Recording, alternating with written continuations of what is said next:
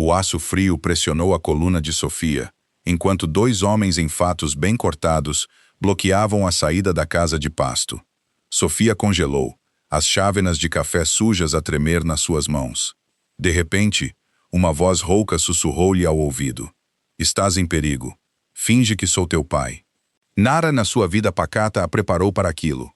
A chuva batia violentamente contra as janelas sujas e gordurosas da tasca do Zé, um relicário iluminado por neon, aninhado em segurança sob os trilhos de comboio que roncavam no centro de Lisboa. Sofia Almeida, aos 22 anos, odiava o turno da madrugada de terça-feira com paixão. Era uma batalha constante contra as dívidas esmagadoras da faculdade de enfermagem, a exaustão crônica e um chefe controlador, o Sr. Gregório, que contava cada pacote de ketchup. Eram 2 da manhã. A tasca estava quase deserta, exceto por um par de camionistas exaustos ao balcão e um cavalheiro mais velho, impecavelmente vestido na mesa 4, que pedia sempre café preto e uma fatia de torta de cereja. Na mesa 7 estava um homem que Sofia viria a conhecer como Tiago Neves. Tiago era uma aparição lastimável.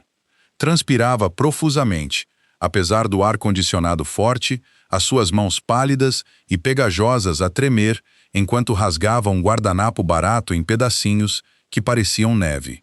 Não parava de lançar olhares de pânico para a porta de vidro, limpando a condensação com a manga a tremer. Mais um café, senhor? Sofia perguntou suavemente, aproximando-se da mesa com um bule fumegante. Ofereceu um sorriso cansado e educado. Tiago sobressaltou-se violentamente, quase derrubando a sua caneca de porcelana. Não, tenho de ir já. Levantou-se apressadamente da cadeira de vinil pegajosa, atirando uma nota de 20 euros amassada para a mesa de fórmica desbotada. Por baixo da nota, deslizou deliberadamente uma chave pesada de latão de um cacifo. Agarrou o pulso de Sofia, o seu aperto surpreendentemente forte. Guarda-a, murmurou, a sua voz pouco mais que um guincho aterrorizado. Eles vêm aí. Não lhes digas que a tens. Antes que Sofia pudesse sequer processar a instrução bizarra ou perguntar o que ele queria dizer, Tiago disparou, empurrou a porta de vidro e desapareceu na torrencial chuva de Lisboa. Sofia suspirou, abanando a cabeça dorida. Trabalhar em turnos tardios na cidade significava lidar com todos os tipos de indivíduos excêntricos e embriagados. Estendeu a mão, deslizando a nota de 20 euros e a pesada chave de latão para o bolso profundo do avental rosa manchado.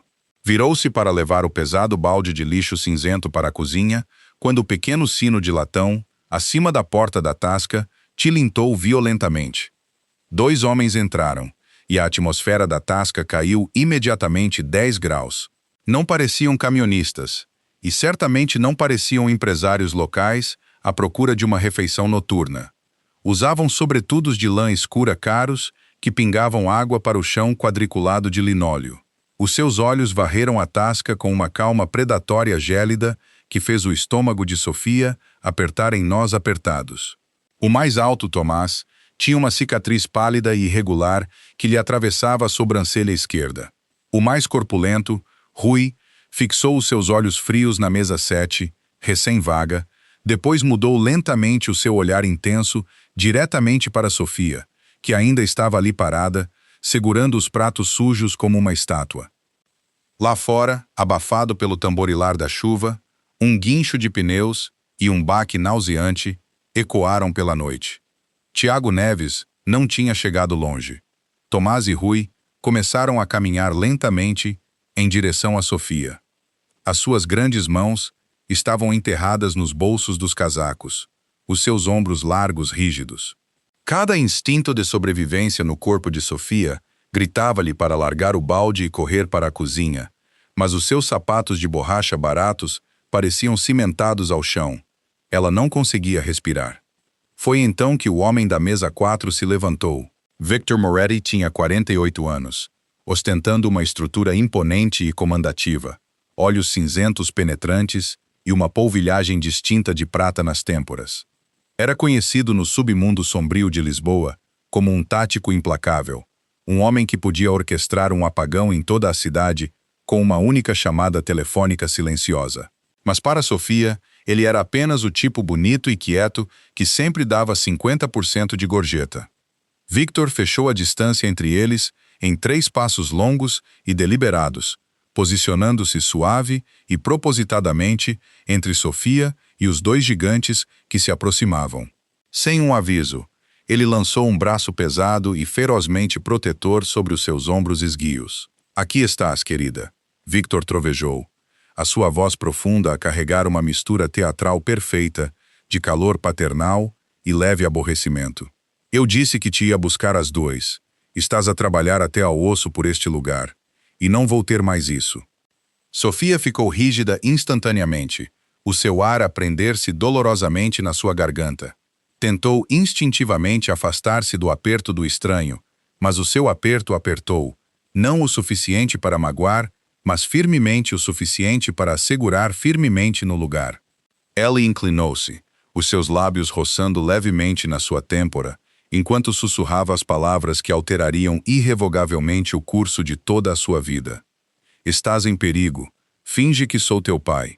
Acena com a cabeça e sorri. Ou ambos morremos aqui mesmo. Sofia engoliu em seco, o seu coração a bater contra as suas costelas como um pássaro preso a desesperadamente procurar a fuga. A sua mente acelerou, mas a sinceridade absoluta e o perigo, nos seus olhos cinzentos, não deixaram margem para dúvidas. Olhou para Victor, forçando um sorriso trêmulo e aterrorizado que esperava que parecesse algo natural. Desculpe, papá. O Sr. Gregório fez-me limpar as fritadeiras outra vez. Perdi a noção do tempo.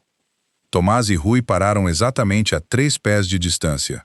Tomás inclinou a cabeça, os seus olhos frios e mortos a dissecar a cena doméstica que se desenrolava à sua frente.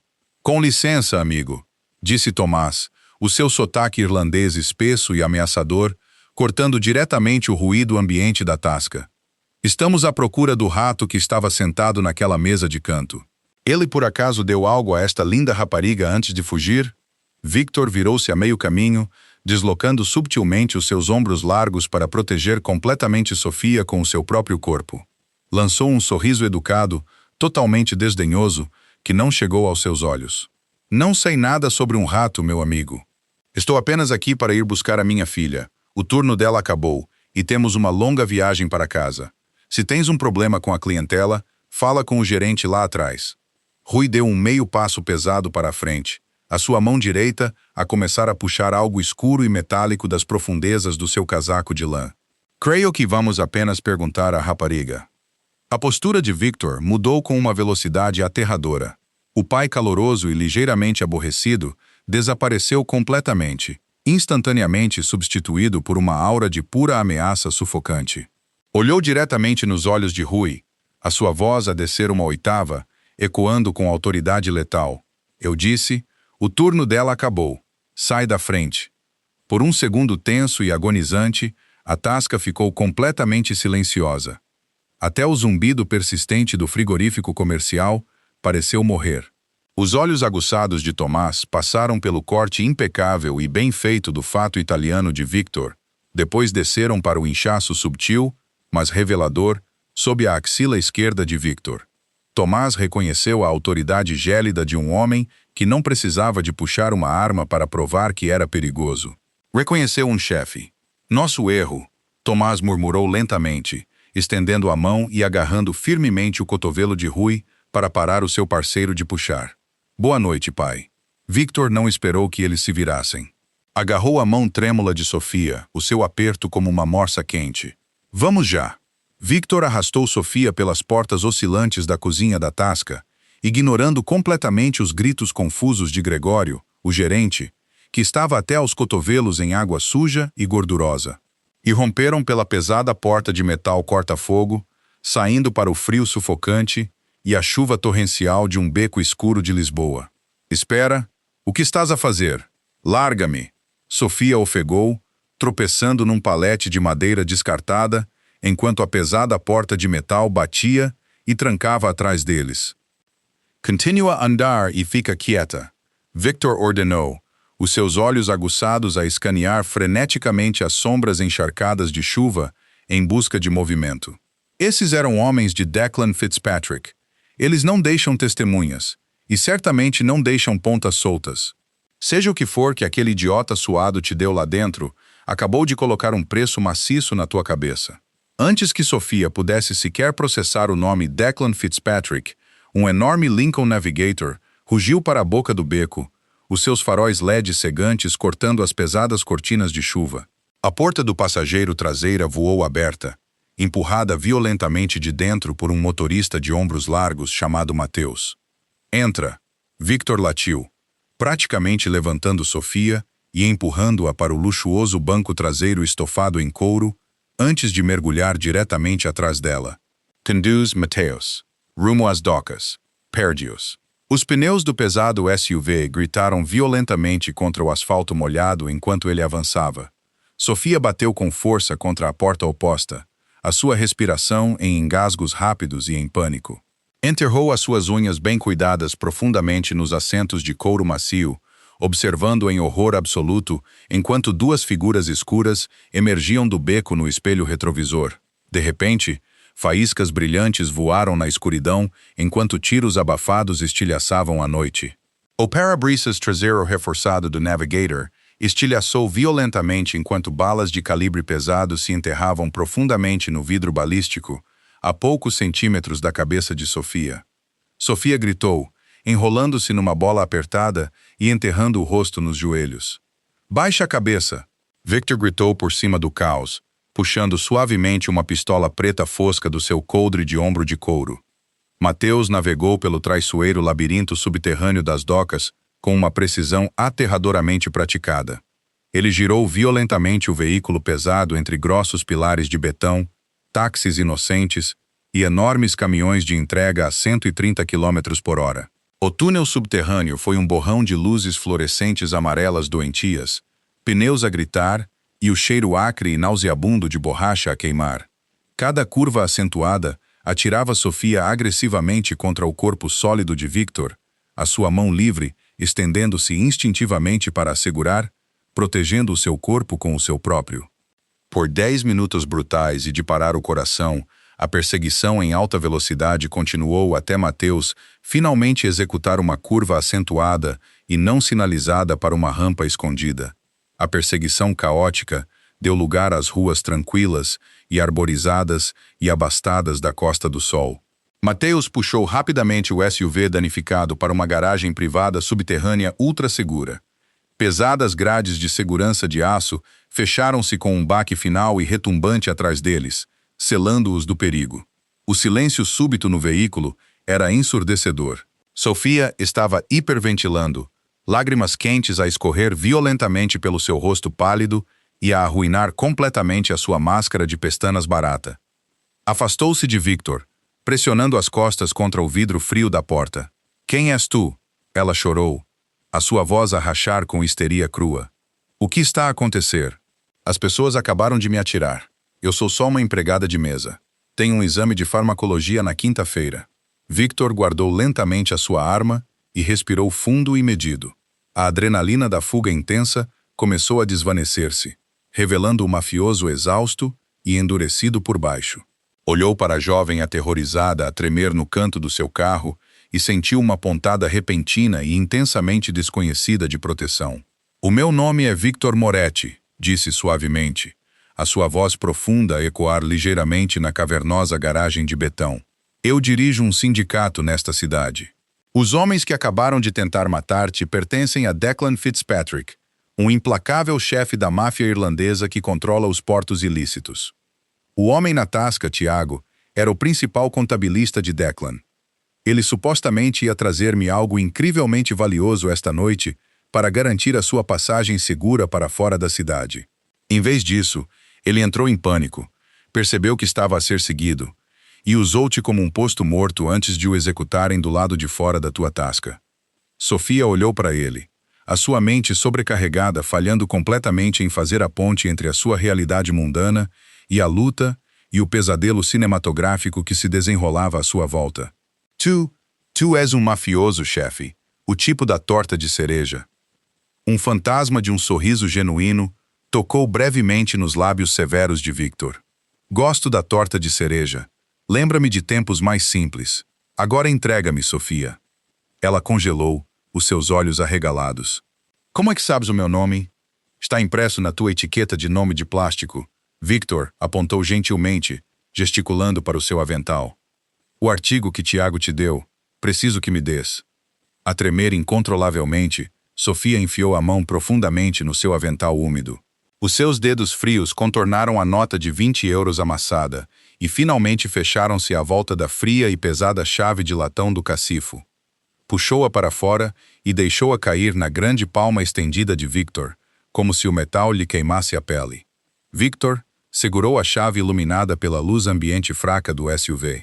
Esperava ver um número de cacifo padrão da Estação Central de Lisboa, um local simples onde Tiago tinha escondido o livro Razão Financeiro. Em vez disso, a sua respiração engasgou-se dolorosamente no seu peito. Gravadas profundamente no latão envelhecido, estavam 3 letras e 4 números distintos. CH 1998. Mateus, que estava a monitorizar silenciosamente o perímetro de segurança do banco do condutor, olhou para trás através do espelho retrovisor. Chefe, temos a localização do livro Razão. Victor não respondeu imediatamente. Olhou fixamente para a chave de latão, a cor lentamente a escorrer do seu rosto geralmente composto e bronzeado. Virou os seus penetrantes olhos cinzentos para Sofia, examinando as suas feições delicadas, com uma intensidade repentina e intensa que fez a sua pele arrepiar. A forma teimosa da sua mandíbula, a tonalidade específica dos seus olhos castanhos, a leve inclinação familiar do seu nariz. Sofia, disse Victor, a sua voz subitamente oca, completamente despojada da sua anterior autoridade comandativa. Qual é o nome da tua mãe? Sofia recuou, pressionando-se ainda mais contra a porta reforçada. O quê? Por que é que isso importa? Deixa a minha família fora disto. Responde à pergunta. Victor estalou, o volume repentino e trovejante a fazer com que tanto Sofia como Mateus saltassem. Imediatamente levantou uma mão apaziguadora em desculpa, fechando os olhos por um segundo para lutar brutalmente de volta à sua compostura. Por favor, Sofia. Preciso de saber. Catarina, Sofia sussurrou, o queixo a tremer enquanto a velha dor se misturava com o novo terror. Catarina Almeida. Ela faleceu num acidente quando eu tinha 4 anos. Victor recostou-se pesadamente no assento de couro acolchoado, olhando fixamente para o teto escuro do SUV, o ano de 1998, as iniciais CH. A semelhança física chocante que ele tinha ignorado, atribuindo-a a uma coincidência assombrosa enquanto comia a sua torta em silêncio na mesa 4 durante todas aquelas noites. Tiago não tinha apenas deixado cair uma chave para um livro Razão, contendo os segredos financeiros de Fitzpatrick. Ele tinha deixado cair um esqueleto que Victor tinha desesperadamente tentado enterrar há 22 anos. Não podemos levá-la de volta para o apartamento dela na Rua do Sol, interrompeu Mateus, verificando um tablet pesadamente encriptado. Os meus scanners estão a captar conversas. Os rapazes de Fitzpatrick já estão a revirar o prédio dela, à procura da chave. O scanner da polícia chamou um 1054 na tasca. Encontraram Tiago a sangrar no contentor do lixo. Ela é um fantasma agora. Qual é o plano? Victor olhou para Sofia. Ela era apenas uma rapariga que pensava ser uma empregada de mesa a lutar, uma rapariga que ia involuntariamente herdar uma guerra sangrenta maciça que nem sabia que lhe pertencia. Leva-nos para a suíte segura na cobertura, Victor comandou, os seus olhos nunca deixando o rosto aterrorizado e lindo de Sofia. Ela fica comigo. Fitzpatrick quer matá-la, mas se ele ou seus homens sequer olharem na direção dela, eu incendiarei todo o seu império irlandês. Chefe, com todo o respeito, por quê? Perguntou Mateus, completamente confuso com o desvio repentino e imprudente de Victor do seu protocolo cauteloso habitual.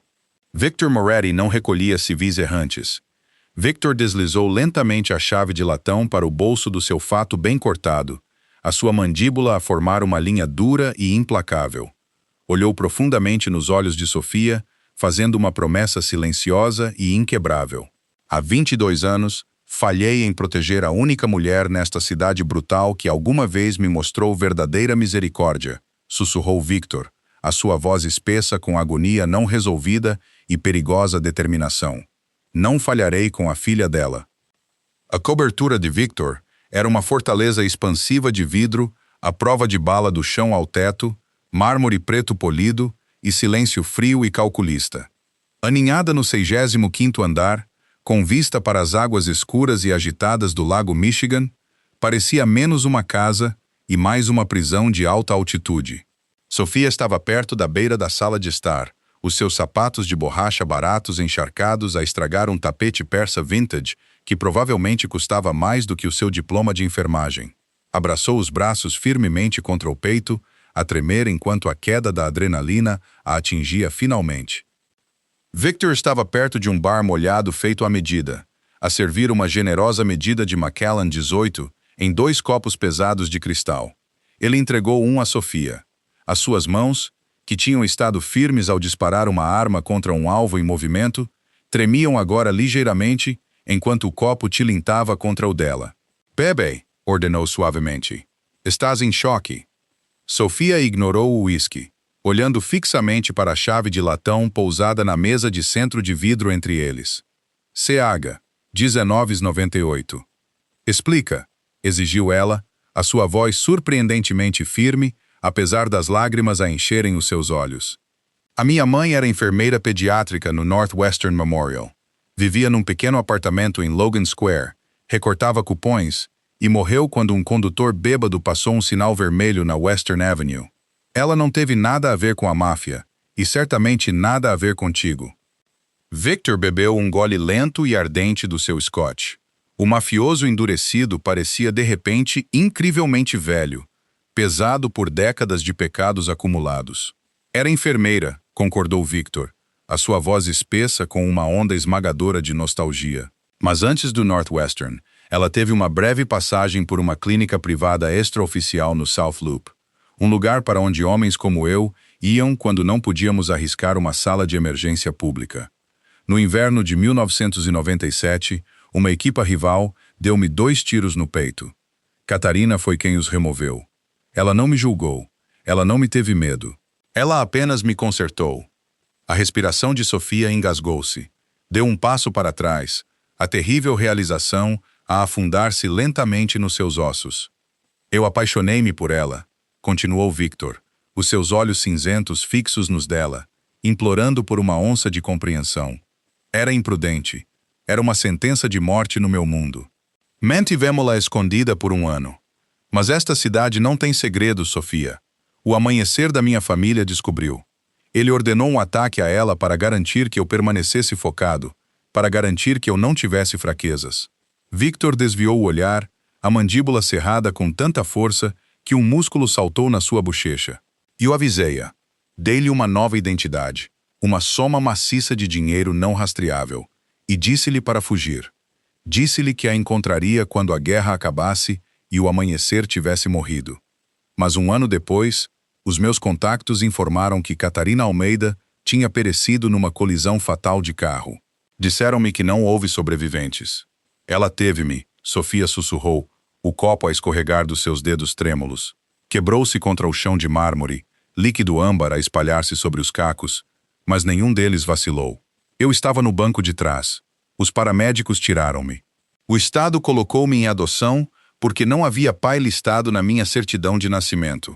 O silêncio na cobertura era absoluto, quebrado apenas pelo uivo distante do vento chicoteando contra o vidro do arranha-céu.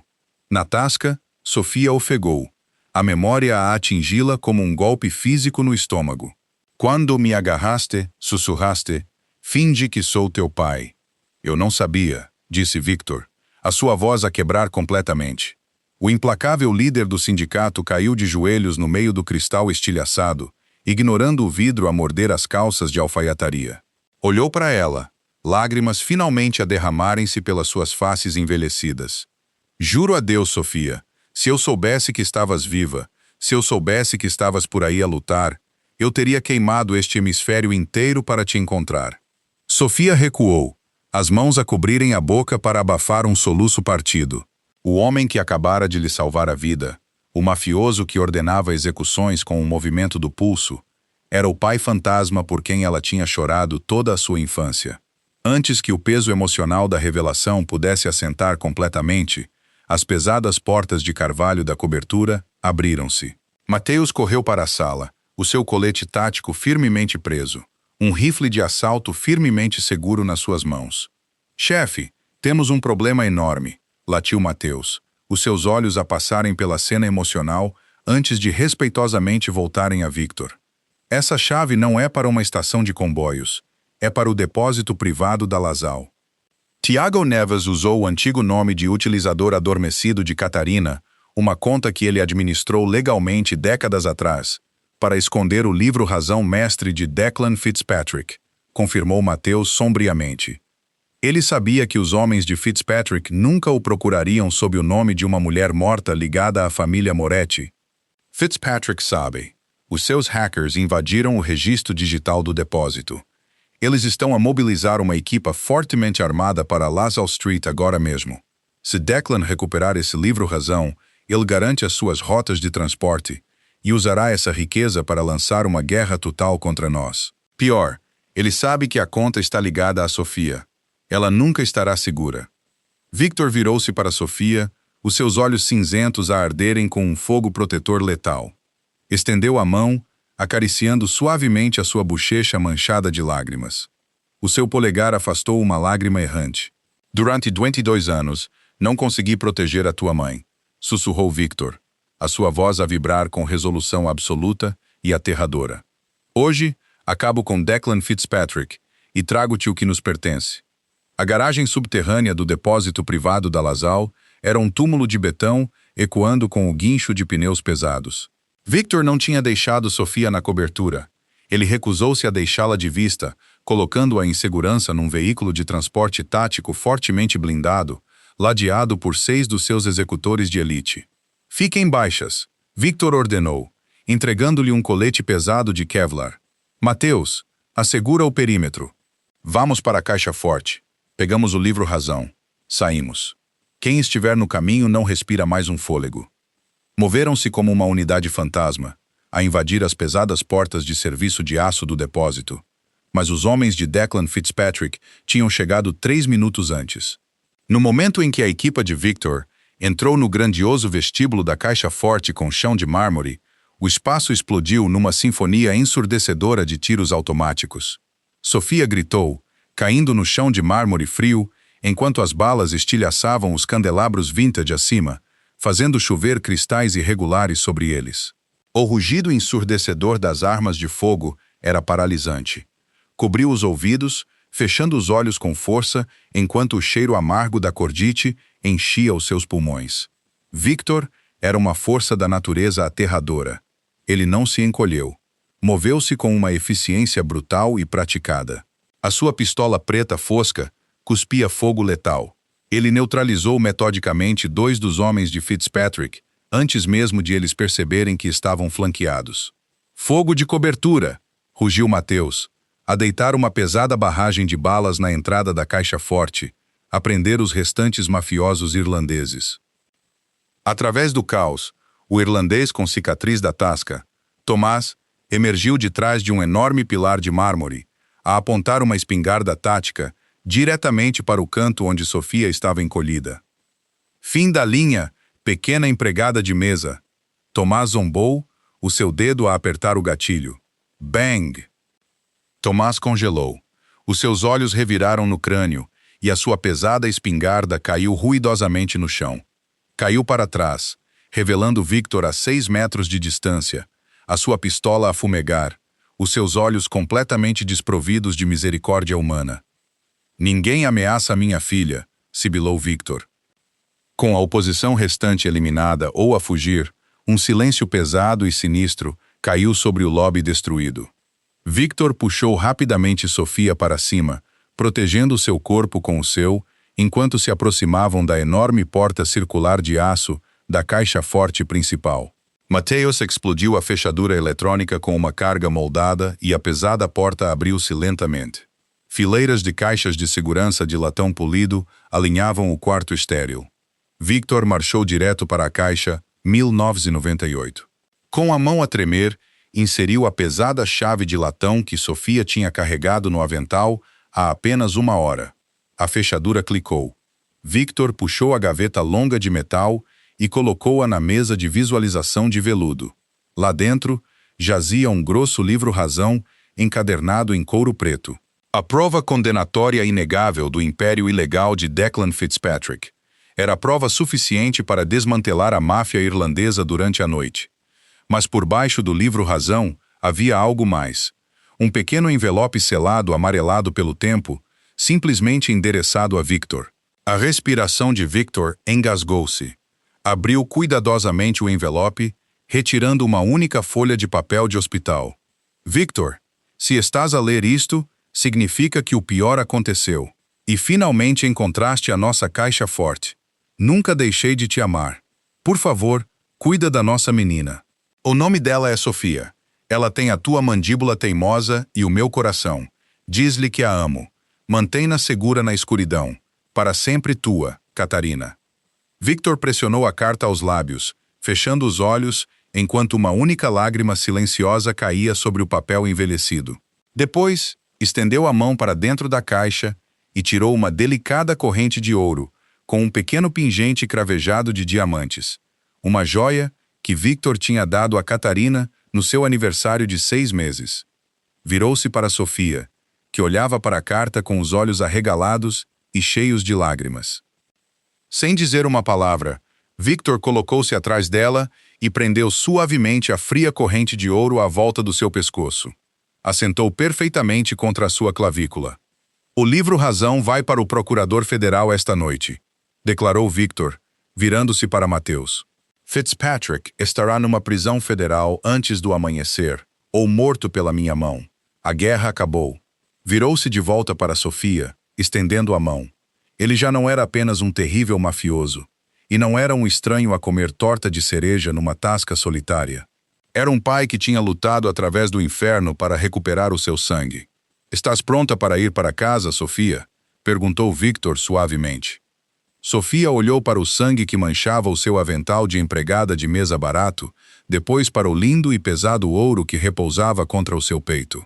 A sua vida antiga tinha morrido naquela tasca às 2h15 da manhã. Respirou fundo, estendendo a mão e colocando firmemente a sua mão na do seu pai. Sim, pai, sussurrou Sofia. Leva-me para casa.